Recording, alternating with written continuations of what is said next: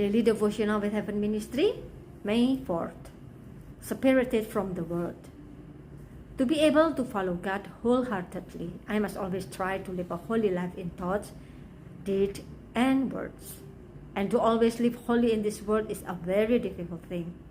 Firstly, because I still live in this evil world. And secondly, I still live in the flesh, which is always attracted to things that smell of sin. And the flesh always wants to drag me into that sin.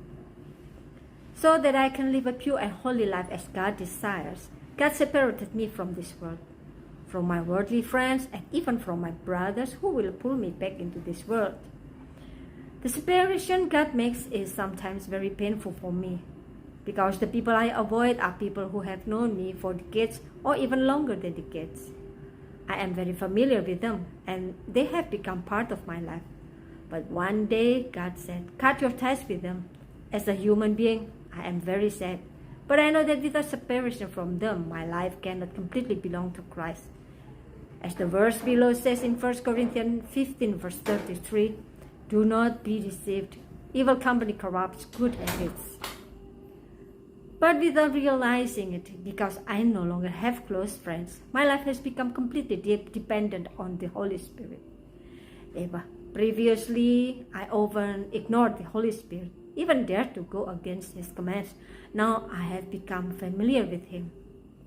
I told Him every complaint, problem I had, and He became like a mother to me. He nurtures me every day, and I become more and more dependent on Him. I am also increasingly sensitive to hearing His voice.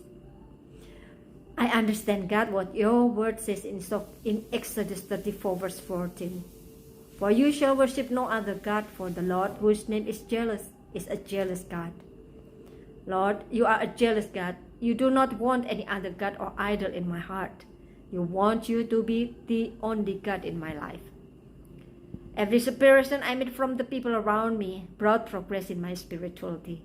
I became closer to God, and I became afraid of committing sin.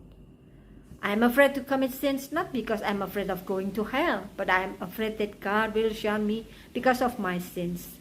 And my biggest desire is to always be close to my God. Jesus Christ loves you and your whole family. I have decided to follow Jesus.